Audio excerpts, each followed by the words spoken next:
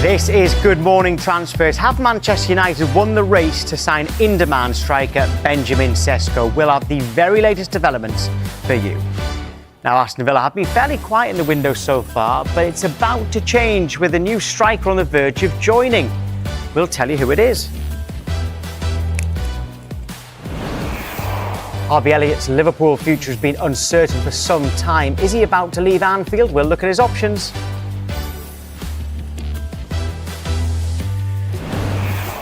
And Sunderland have been making moves as they return to the Premier League. Former defender at the club, Danny Collins, joins us live at 9:30 a.m.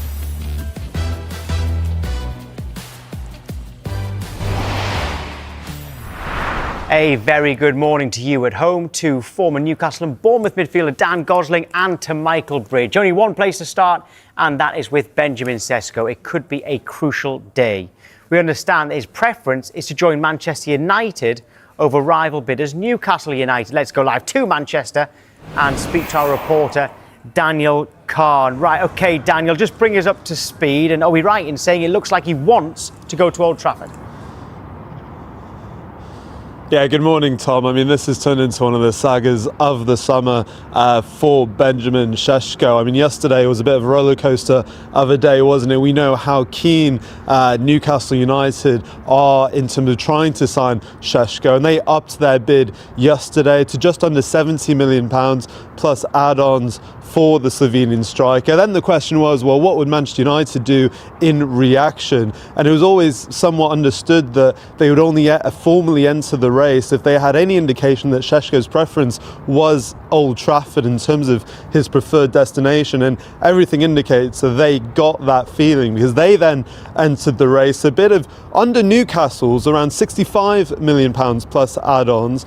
And that is very interesting because that would indicate again that United are pretty comfortable going in less than what Newcastle have, but trusting that Leipzig, if Old Trafford is his preferred destination, that they will follow what Sesko desires. And as we understand it, as you said, that is Manchester United, and a huge boost for United in that sense if they do sign Sesko, to add another forward to the line, knowing that Ruben Amorim wants to improve their goal record because it was pretty not impressive last season. But we'll have to wait and see. No agreement club to club just yet, but it does seem, as things are trending, that he could be here at Old Trafford. Well, Ruben Amorim has repeatedly said that they need to score more goals. Now, if Sesko signs, how far have they gone in addressing that problem? Yeah, I mean, huge, Tom. If he does sign, United would have signed 3 players in Sesko and Mbeumo and Matheus Cunha, who scored 48 league goals between them last season. And let's not forget, I talk about their record last season, only 4 teams scored less goals than Manchester United in the Premier League last season. And I spoke to Ruben Amorim on multiple occasions last season, and he spoke about the need of needing to be more clinical in front of goal. And that, you would hope, would be addressed by signing these 3 players to add creativity. And the thing about Sesko as well is he scored 21 goals in all competitions last year, but it was the pure variety of goals he scored, not just, say, in the box, but he's great in the air, he can score with both feet, and he's also a bit of a facilitator in the box as well. So you think him with the likes of Bruno Fernandes and Mbeumo and Cunha all around, and plus the likes of Ahmad, could just be a much more threatening force at Old Trafford and away. I mean, many games here at Old Trafford behind me, teams were very happy to settle in a defensive block, not really that bothered to see if United could break them down. With those signings though, and if Sesko signs, you would think United will be a much more potent attack this season. But look, we'll have to wait and see. Sesko isn't over the line just yet, and I would spare a thought for Newcastle in terms of their targets. It seems like another one could be biting the dust while this whole noise around Alexander Isak is going on as well. But look, let's wait and see. Still a lot to go in this saga. Dan, thank you. Yes, it's good morning to Dan Gosling and to Michael Bridge here in the studio. Dan, we'll start with you. We are getting the impression that Sesko would prefer to go to Manchester United, but can you understand why it would be a very tough decision, a nice decision to have, between Manchester United and Newcastle United? Yes, obviously two huge clubs. I mean, Newcastle have closed that gap in recent seasons. Champions League football once again. So yeah, the pull of European football Champions League is great, but Manchester United is such a worldwide club, a huge club. They still have that pulling power. It's a really difficult one. Obviously, both paying similar amounts of money. Wages probably similar, give or take. So, yeah, it's really club to club. Michael, you know all about the inner workings of transfers. With with Manchester United feeling confident, that means they've clearly got some sort of encouragement, because if they're confident that they're going to get him, they must know something that maybe others don't. Yeah, absolutely. And on the other side, Newcastle fans probably a bit concerned that it's going on and on and on. Look, Newcastle can only do so much. They've done as much as they can. But again, as Dan said, Manchester United, so much is made about European football. I don't think it matters as much anymore. It's still Manchester United. And amazingly, it's unbelievable. We're not going to see Manchester United in any European competition next season. OK, you're going to miss out on a little bit of finances, but it might do Ruben Amorim a little bit of good for one season, just as a club reset. We know Amorim, he said time after time, he doesn't like joining clubs mid-season. And you could tell, he said it a lot of times in during the season as well. Then you had the Europa League games non-stop, and they end up having a very poor finish in the league, but they still, regardless of no Europe, have this pull. I suppose it's a massive thanks to Sir Alex Ferguson, I think, still really, isn't it? It's still Manchester United Football Club. Newcastle have done all they can, but it looks like he's heading to Old Trafford. Yeah, Dan, why do Manchester United still have that pull? Because, as Michael says, they're not in European football. They finished 15th in the league last season. They only got 42 points in the whole of last season. So how can they still attract these top names? I know. I mean, I was up there, Carrington, last week, and speaking with Darren Fletcher, and just the sheer size of the club. He was explaining it all to me after we played them in our under-18s fixture. But I mean, the players they still attract, they're still attracting big names. They're still a huge attraction all over the world, and players want to play for that club. It's historic. The history is there for everyone to see, and Manchester United, that walking out Old Trafford is still a place that players want to go to. Obviously, the new owners, the new stadium coming in. A few years' time, they're going to be playing in this incredible new stadium, hopefully. And for the likes of Sesko. But what I would say is Sesko has been on a lot of people's radars, but he seems to be the third, fourth striker. So if Newcastle do miss out, yes, it's going to be a hammer blow because it's happened with 4 or 5 other targets already. But what I would say, I wouldn't say he was the first choice on any of these clubs at the moment. I'll just read out, we've got an update on Benjamin Sesko as this has been going on, actually, such as the transfer window. So this news is just into us. Manchester United are now advancing, so it's pushing on a bit with their talks with RB Leipzig over the signing of Sesko. This is just into us, by the way.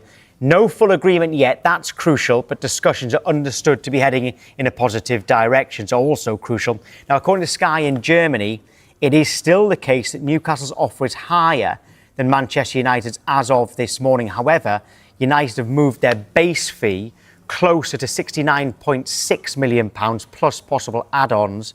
That's in talks with Leipzig in the last few hours, according to Sky in Germany. Now, the structure of the offer is still being discussed. So Leipzig haven't yet accepted that current bid. Sky Germany believe it does need further improvement, and Newcastle's offer is a guaranteed £69.6 million plus add-ons, and that one does meet the requirements. So Manchester United is still slightly lower than Newcastle's, but we're told they're getting there with Manchester United. Sesko's got a great relationship with RB Leipzig. It's understood to be very respectful, this whole discussion between the player and the club at the moment. And he wants to ensure that if he leaves, it is on good terms. Now, as soon as an agreement is reached, we expect Sesko to fly to the UK. So it's quite strange, that one, Michael, isn't it? Because the Newcastle's bid is acceptable. Manchester United's isn't acceptable, but is moving in the right direction. It does seem like Leipzig and the player are just waiting for that to be done. I literally said 2 minutes ago, Newcastle can't do any more. And that's how they will be feeling, and they'll be disappointed hearing this. But they, as a football club, will get to a stage, maybe even today, where they have to move on. They don't want to keep going on about players they've missed out on. They can't do any more, and it's clear, reading your latest update, that this player wants to go to Manchester United. How much does this worry you, as a former Newcastle player who knows a lot of people at the club as well? How worrying is it for you, their window in general? We are going to get on to Isak in a moment, but they have missed out on other targets. It's not just Sesko. We know how much money Newcastle have got. We know that they're in the Champions League. We know they've got a manager who was been brilliant ever since he got to St James's Park. It seems like everything's in place at Newcastle, yet for some reason this summer isn't going their way. Yeah, when you get to the Champions League, you're obviously in the market with all the other big clubs, and the list of targets that they've missed out on. If you look at the clubs that they've gone to, I mean, they're all the top end in world football. So you're in a very small market. There's not too many world-class players that can come in and improve you. And like you say, you're competing with City, Chelsea, Liverpool now. That's the level you've gone to.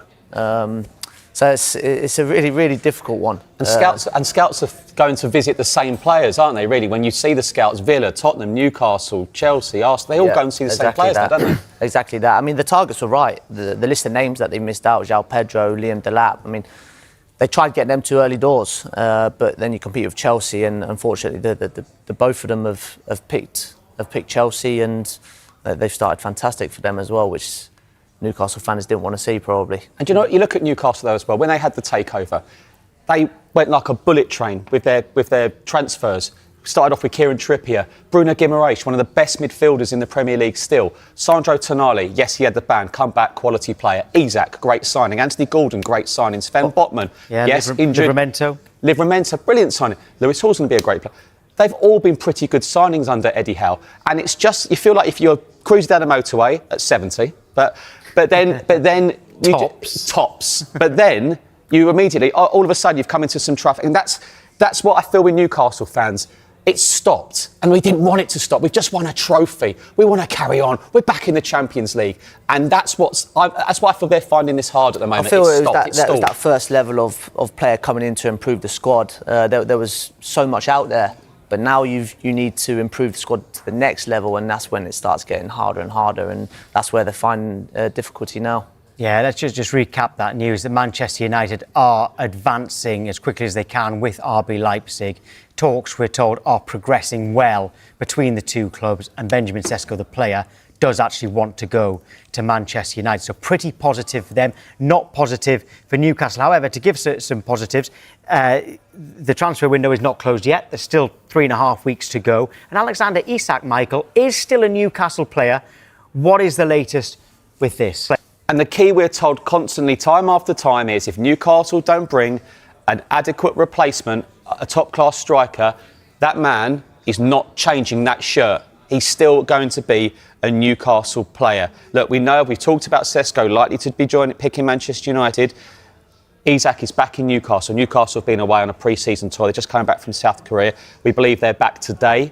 He's had treatment on Monday and Tuesday at Newcastle on this thigh issue. Newcastle returning today, but of course, he's had this individual training at his former club, Real Sociedad. I don't know about you. I don't know if that sits with me. I don't know about training at former clubs. Is it normal? Look, I think, obviously, he must have come through there. He was there for a long time. With Newcastle being away, is there any point of him being in the training ground by himself? Probably not. I think that's going to make more noise. I think it's going to be disheartening for the player. It's probably not going to work correctly. Very, very lonely place, training grounds, when there's no one there. So yeah, going back there, I don't see a huge issue with it. Yes, there's a minor thigh injury, if you want to call it that, but he's ticking over, and now he's back in Newcastle when the squad have returned from their pre-season tour. I think, look, the player is a really difficult situation, but once the season starts and he's still there, I think he's going to have to play. So if you had a bit of a groin problem, go on the phone to someone at Bournemouth. Look, I'll get on with you all here. Can I just borrow the room for a few days? Yeah, look, I have a great relationship down there, so yeah, it won't be too bad. In the situation as a whole, it certainly caught me by surprise. I think it caught a lot of people by surprise when Alexander Isak, when it came out that he did quite fancy a move. What did you make of it? How surprised were you? I wasn't surprised. There's not many world-class number 9s. That was rumbling on in the background last year, really, about different clubs. But the fee is the fee. I think you see the prices these days. The fee seems fair, you know. I know it's a lot, but if Newcastle won £150 million, are you going to get better? No, you're probably Isak? not going to get better. Can't name your price. But 150 million is a lot of money. I mean, if they did get Sesko and Vissa, for example, get the two of them and still have a bit of money left over, would be great business. But yeah, it doesn't look like the Sesko one's happening. So now it's even more important to keep Alexander Isak. What about a word on Eddie Howe? Because how many years were you under Eddie Howe? It was quite a few seasons, Yeah, 6.5, yeah. 6.5. So you know him well. And his man management from the outside is always praised. How hard is this going to be? How does he manage Alexander Isak right now? Yeah, it's going to be really difficult. I mean, there's a lot of people in Isak's ear for sure. His head has definitely been turned. I mean, Liverpool, massive club. But like I say, I think there's definitely... the player will know if Newcastle don't get a replacement, he's not going anywhere. And as soon as the season starts, he's going to have to get his head back in the game. And I'm sure he will. That's just how players are. They want to compete, they want to play. And ultimately, he has to play football. He's got 3 years left of his contract. Newcastle under no real pressure to sell him. I think once the season starts and the window closes, then he'll be fully back invested with Newcastle United. And knowing Eddie Howe like you do, can he get that whole squad on the same page regardless of what happens here? I think it might be a tough start for them. Obviously, the window, there's probably 3-4 Premier League games by the time the window's shut. So it could be a tough start. I know they've got Aston Villa away the first game.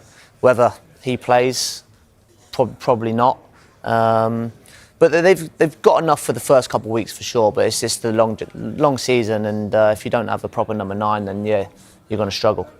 Right, well, let's move on because there were developments overnight involving Liverpool's Harvey Elliott. Michael, what can you tell us about this potential move? Yeah, we're speaking a lot about RB Leipzig, aren't we, over the last few weeks, and they've made contact with Liverpool over a potential move for Harvey Elliott. Now, there are early stages, these talks, but Leipzig see Elliott as a potential replacement for Xavi Simons. We'll potentially be speaking about him later, this interest we understand from Chelsea. But now, this is an interesting one, both of you. We can say that Leipzig have been allowed to speak to Elliott as they look to sell the project to him. So that's something I'm interesting to hear. So Liverpool are allowing him to have a chat first while these talks are quite at early stage. Yeah, it seems like quite amicable at Yes. this stage between them. Right, let's go to Aston Villa. They've been quite quiet, but they're in talks with Nice to sign striker Evan Gesson.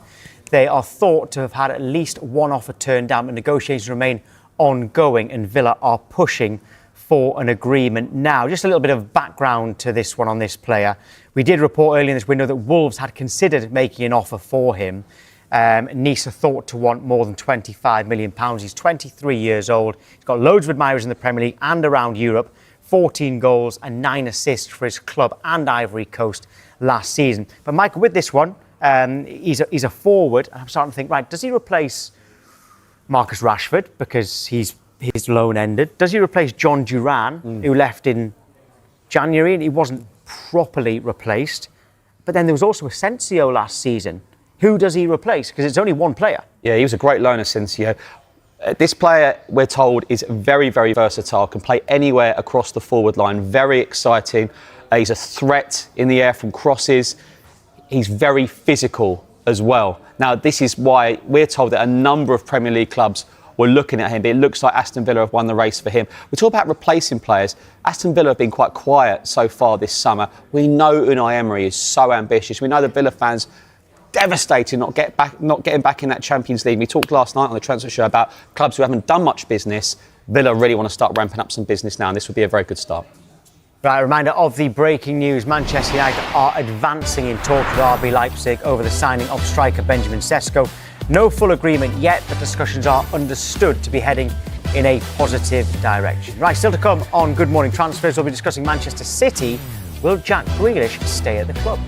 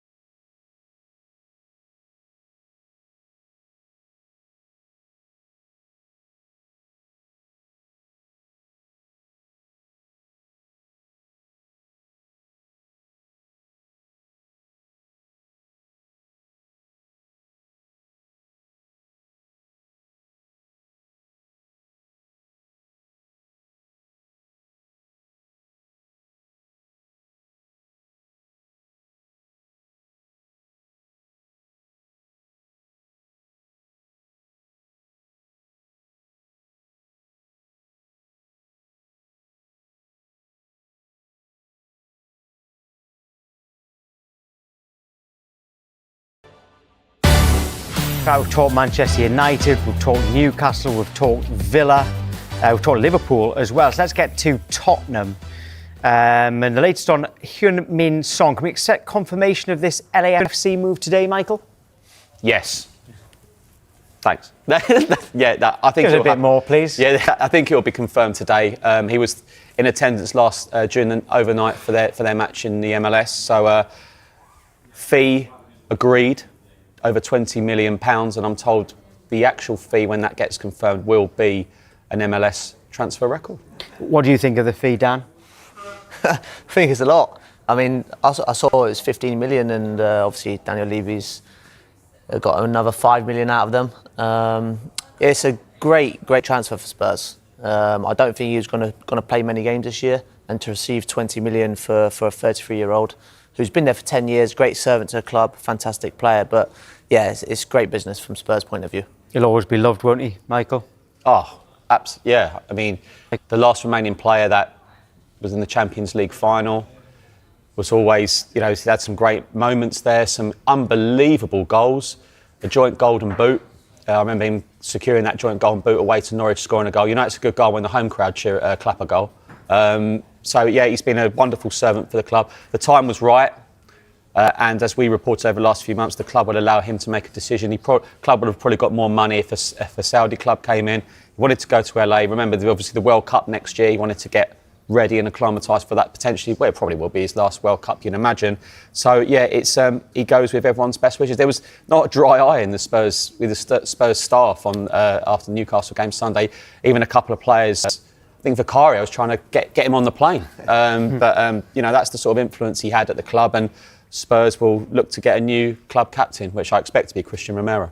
Yeah, he's been a brilliant player for Tottenham. What do they need to do now, though, between now and the deadline? They've got a bit of money coming in from Son. Yeah, and look, we know there's money for potentially a number 10 as well, but after the Morgan Gibbs-White situation. I think a number 10 is an absolute priority. Look, that's slight. You've got Matisse Tell. There's a confirmation from January. That's been permanent. Kevin Danso has been made permanent. Luka Vuskovic, I expect to go on loan. Takai is injured, so welcome to Spurs. Mohamed Kudus I think, is going to be a brilliant signing.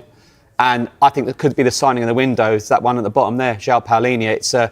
It's a no-risk loan for someone who was so good in the Premier League. I think he made 100 more tackles than the next Premier League player over a 2-season period. So Spurs have missed, when they sold Pierre-Emile Højbjerg to Marseille, they just missed that player in the middle to just put a foot in. So he's going to be a really good player. And he's a player Thomas Frank identified when he joined the club. I think Spurs will potentially look for a number 10. Maybe another forward if Richarlison gets a move, which I doubt at the moment, and maybe a centre-half that could possibly play left-back. So there's still work to do, but they need some outgoings potentially as well. Who could go? There's a number of youngsters who'll go out on loan, I think, over the next few days. In terms of senior players, Yves Bissouma's in his final year of his contract. That wouldn't surprise me if he got some offers. And as I say, if an offer came in for Richarlison, although he's very happy, maybe Spurs would consider it given his contract situation. But of course, I think the big disappointment over the last few days, obviously the Son goodbye was very emotional, but really bad news in the last few minutes of that game was James Maddison. Looks like he's injured the same knee he sustained last April. Still waiting for confirmation on that. Now we know Spurs were looking for a creative sort of number 10 anyway. That importance, I think, has turned into a necessity. Right. OK, well, Manchester City have spent nearly £200 million this summer. Plenty of incomings, but very little news on the future of Jack Grealish. Right, Dan, what would you say as a player would be best for him now? Well, look, for Jack, he needs to obviously go and play. I know he'll definitely want to be in that England World Cup squad next year, and for that he has to go and play 40 games this year and get his numbers up at City. He's had a bit of a stop-start last year, wasn't really in favour. And now, just as Bridgie was saying about Maddison, I think it opens Spurs up for Jack in that number 10 position. He can sort of free roam a little bit, take the ball, go from side to side. At City, he's been very much left side dominant and staying out there, just as Pep wants to play. But at Tottenham, he might have a little bit of more of a free licence to go and make things happen, and I think that move would suit him to a T. Tell you, I'm not sure if we've mentioned him this window so far, but Calvin Phillips, do you feel for him? Yeah, for sure. I mean, it's a difficult time. I mean, he's had a couple loans that hasn't really worked out. Still got a long time left at Manchester City, so it's just trying to find the right club that will help him get his confidence back. Because a couple of years ago, I mean, he got named England's best player for the year. He was sort of first name on the team sheet with Declan Rice.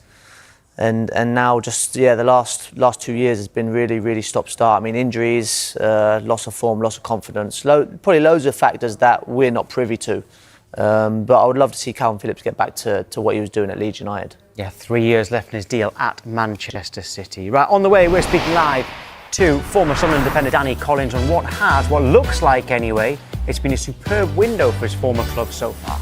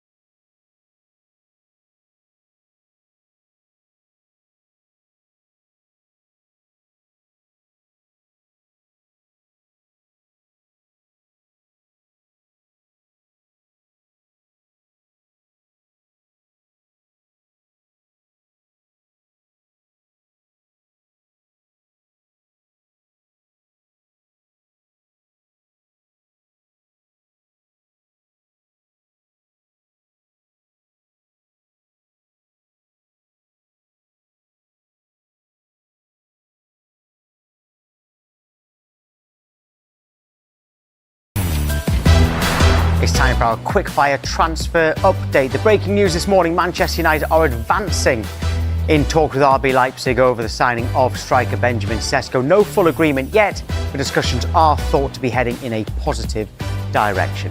RB Leipzig have made contact with Liverpool over a move for Harvey Elliott. Talks are in the early stages, but Leipzig see Elliott as a potential replacement for Xavi Simons. That's because Chelsea are aiming to sign Xavi Simons and Alejandro Garnacho before the window closes. Johan Wissa has been pictured training with his Brentford teammates amid uncertainty over his future. Aston Villa have agreed a deal with Nice for Evan Gesson. Pending a medical, the transfer will cost an initial £23.5 million, rising to potentially £28 million if bonuses are met. The 24-year-old is poised to sign a contract until 2030. West Ham are in advanced talks to sign Botafogo goalkeeper John Victor. Everton are reluctant to meet Southampton's £45 million plus valuation of Tyler Dibling.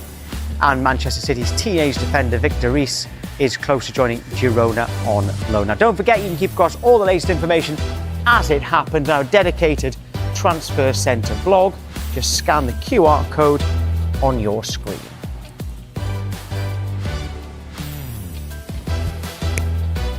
Now, not long to go until the new Premier League season starts. That means fantasy football returns, and the podcast is back. James Savundra and Mark Briggs are joined by FPL expert Gianni Batiste for this week's episode. They're on hand to help you build the best squad for the first week of the season, and they explain why you should consider using your bench boost chip in game week 1.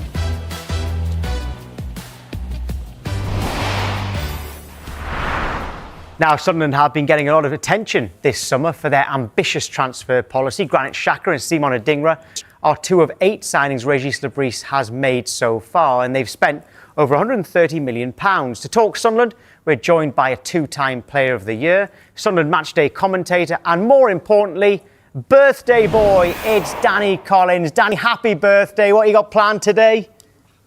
Starting the morning with a chat with you, Tom. Try and get through some of Sunderland's business and a fairly quiet day, really. I've had 45 birthdays now, so don't have to celebrate too many more. the cricket whites will be on, no doubt whatsoever. Right, we've just mentioned a busy one for Sunderland, Danny. 8 signings made so far. What have you made of their business? Yeah, I think everyone looking from the outside are thinking, well, have a look at Sunderland. They're making a few moves. I think it was obviously needed. We've seen the gulf in the last few years, what it's like between the step up from the Championship going into the Premier League and how sides have fared and obviously come back down. But as you can see on the graphic there, they've made some good moves in the transfer market so far, mixed it with some good talented young players with some experience in the likes of obviously Granit Xhaka coming in. Ronaldo Mandava coming in as well from Atletico. But I still think the business isn't done yet. I still think we need 3 or 4 before the season starts, really, and try and build a squad which is capable of competing in the Premier League. And obviously the aim this season, certainly for myself, and I'm sure the Sunderland fans will agree, is finishing 17th or above. The name that stood out on that list was definitely Granit Xhaka. That made a lot of people say, wow. What did you make of the ambitious move to get him by Kieran Louis-Dreyfus, the owner? Yeah, I think a lot of people would have been surprised. I think you look where his journey's been the last few years. Obviously, Arsenal for a few seasons, then obviously going to Leverkusen, winning the league 2 seasons ago. As you can see him there, stepping off the plane. And a big commitment from himself first up. I think at the weekend, I didn't see the game, but by all accounts, he put in a good performance, had the armband on as well. So whether he is to come in as the club captain moving forward, we'll have to wait and see. But a fantastic addition to the squad and to bring his experience. I think he's 32 now. He's still got some good years ahead of him. But for as I said earlier, the talented youngsters we've got in the squad, and then to add a bit of experience through the spine of the team, it's going to obviously help us moving forward. Yeah, what specific areas still need strengthening? We know that Chelsea forward Mark Guew is currently at Sunderland. He's having a medical. That would be a season-long loan. So strike force, would that be enough for the forwards? But also there's a glaring hole at the back as well, isn't there?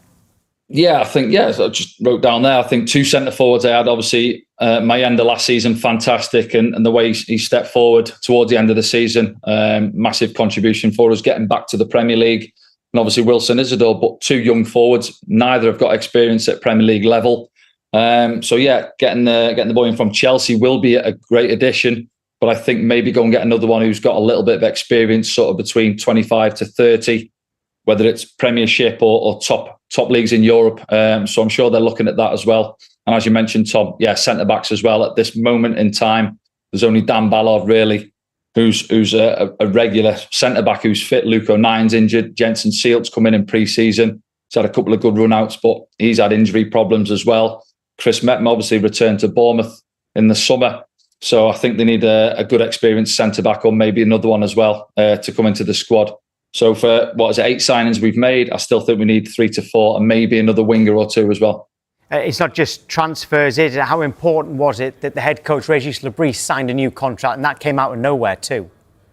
Yeah, obviously for himself, fantastic. I think if you look at his journey in coming into the club last season, where the previous season we tailed off, finished 16th, and for him to come in and pick the squad up, obviously with the players that we had and maybe 1 or 2 additions to come in. Obviously Enzo Lefebvre coming on loan as well last season. But what a job he done. Start of the season, we got off to a flyer.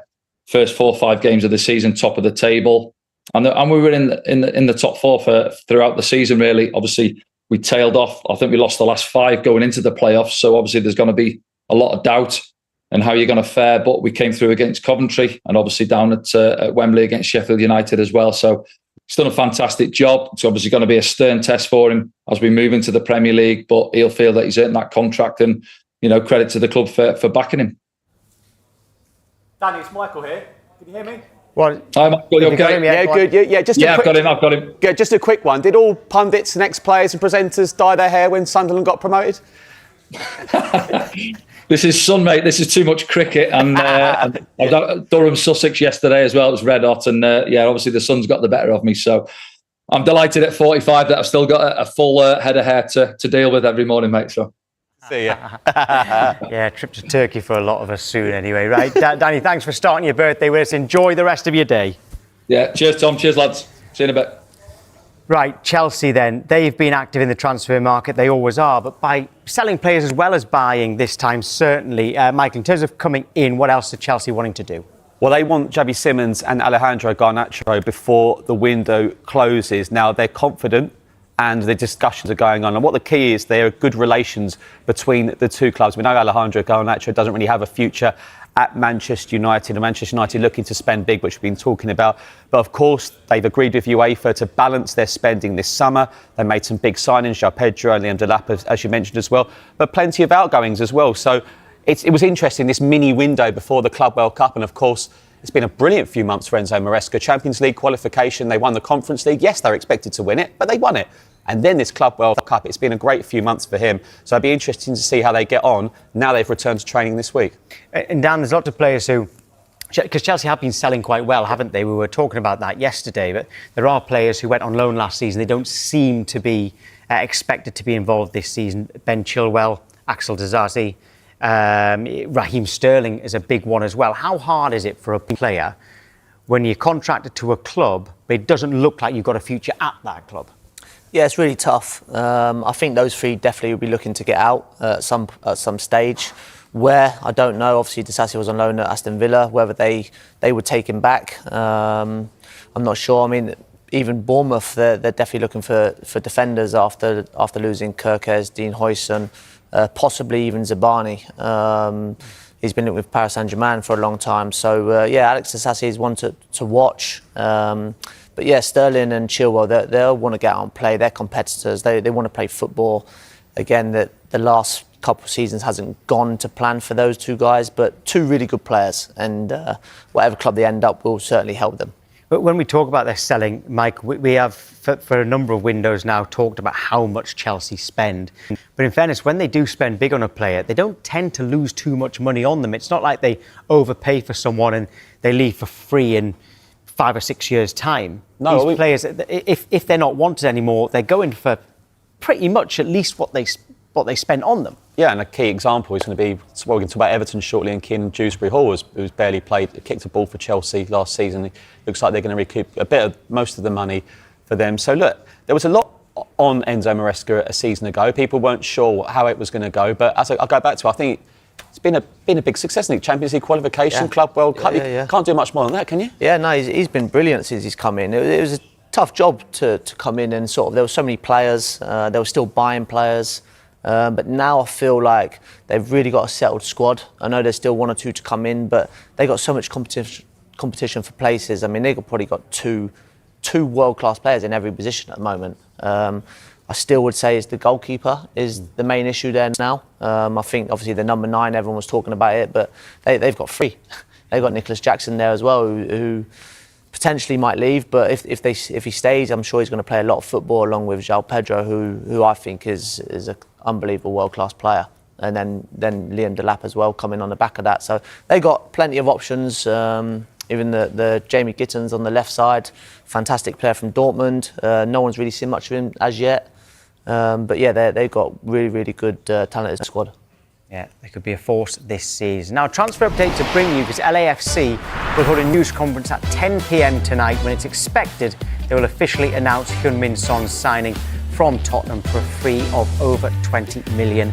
Right, still to come on Good Morning Transfers. We'll focus our attention on one of Dan's former clubs, Bournemouth. They've lost some key players this summer. Will they be able to replace them all?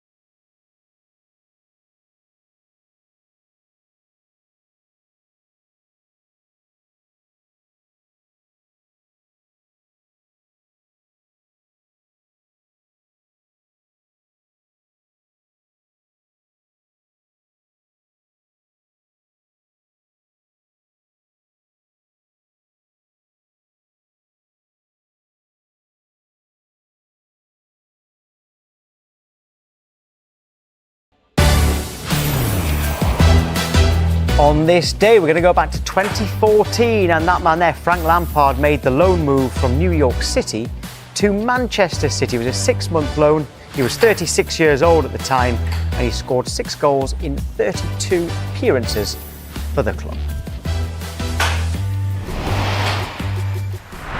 Right, Bournemouth have made just 3 signings this window, but they have seen the likes of key players Dean Hyson and Milos Kerkez leave the club. Right, Dan Gosling played for Bournemouth, bit of a Bournemouth legend. How much of a miss will those players be? In fact, we can show the whole list of players that they've lost, because remember, Kepa ended his loan deal as well, who did very well at Bournemouth last season, and there's more that could go. But of these players here, and you add Kepa to that, how much of a miss will they be? Yeah, I think obviously the biggest two are Dean Huijsen and Milos Kerkez. Those were the two. Dean, to be fair, was a player that no one expected to do what he did. Only himself, speaking to the guys that I know down there, they say the biggest quality he has is his mental strength, and his mentality towards the game is fantastic, and that's why he's gone to Real Madrid, and that's why he's sort of seemed fitted straight away into that back four in the Club World Cup, just like he's been there for 10 years. So he's going to be a big loss. Like I say, Kerkez, his energy up and down. They've signed a replacement in Truffert for him, who I've seen and looks really good. But yeah, they've got a little bit of work to do. And the manager, Areoli, has been very highly praised, but he's still at Bournemouth. How important is that? Yeah, massive, yeah. He's come in. Obviously, he didn't get off to the best of starts, and fair play to Bournemouth sticking by him. Because after 9 games, I don't think he won a match, and there was a little bit of noise around it. But no, since then, he's turned a corner. He's been fantastic for the group, for the club, for the town itself. I think everyone's buying into exactly what he wanted. It just took a little bit of time to get his message across. But no, they've been fantastic. Last year was a great season. I think one important business is keeping hold of Antoine Semenyo. Yeah. He's a really, really big attacking threat, and I think he was getting linked with Spurs and Manchester United early on in the window. So to keep him is really big. But yeah, they just need to shore up that back line and get a couple more additions in for me. For you, Dan, personally, a lot of people are asking if you're still involved at Bournemouth, but it's not, is it? No. Where are you now? Yeah, no, I'm at Watford now, so I'm coaching the under-18s there. Started that role this season, so I was assistant to the 21s last year to Charlie Daniels, who was an ex-teammate. And then I've gone down to lead the 18s group, which it's been great first few weeks in the job. Ah, fantastic. Right, glad you're enjoying it. Now, another one of your old clubs, Everton, they are reluctant to meet Southampton's £45 million plus valuation of Tyler Dibbling. Southampton have told Everton they want a guaranteed £45 million plus strong bonuses on top if they're to sell the winger. This was after they rejected Everton's third bid of around £43 million. How do you see this one playing out, Michael? I'd like to know what strong bonuses are. Does that mean... I think it must mean realistic add-ons. Yeah, I think guaranteed top 12. I don't know. Yeah, realistic. Let's give it realistic. Yeah. But look, that's still a lot of money. It doesn't seem they're too far away in valuation, but that's big money. I mean, you look at Everton's record signings in the past, if we can get it. Let's have a look at Everton's record signings. This would take it right up there. Oh, just like that. I mean, that's one that stands out there is Richarlison. Who's loved, obviously, still. He's now at Tottenham. But look, that would be potentially a record signing. But let's not forget as well, they've got Keenan Dewsbury Hall potentially coming in from Chelsea as well. We know David Moyes was speaking the other week in America. He was quite frustrated about the lack of signings. And I think what he did for Everton at the end of last season maybe slightly went under the radar. Yeah, he went in and there was a lot of noise about it, and then he kind of come in and sort of made everyone sort of be quiet, really, and no one was talking about them. They're obviously going to a new era now. I think David Moyes is the perfect manager to lead them into that new stadium. But now they need 1 or 2 signings to excite the fans, because at the moment, the fans are going to go there with that similar feeling towards the end of Goodison, fighting relegation battles the last few years. But yeah, new stadium, I heard it's amazing, so they just need a couple players in. I think the two lads are linked with Kieran Dewsbury Hall would be a fantastic addition, and Tyler Dibbling, I've heard a lot about him. Adam Lallana speaks really highly of him. One of the best technical players that he's worked with. That's a ringing endorsement, isn't it? Yeah. I mean, obviously Adam has technical ability himself, so yeah, I think the money is worth it for Tyler. I think he's going to go on to do special things in the game. Am I right in thinking that David Moyes would have been your Everton manager throughout? Yes. And with Keenan Dewsbury Hall coming in, is he his sort of player, his sort of midfielder? I think he's Everton's sort of midfielder. I think he's that grit, that tenacious, up and down, box-to-box player, can make things happen.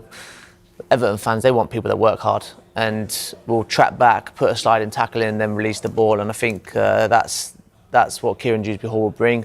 Energy, tenacious into that midfield, and then he'll give it to the likes of Tyler Dibbling, hopefully, who will then go on and do all the technical dribbling stuff and get the fans out of their seats just as much as a slide tackle would.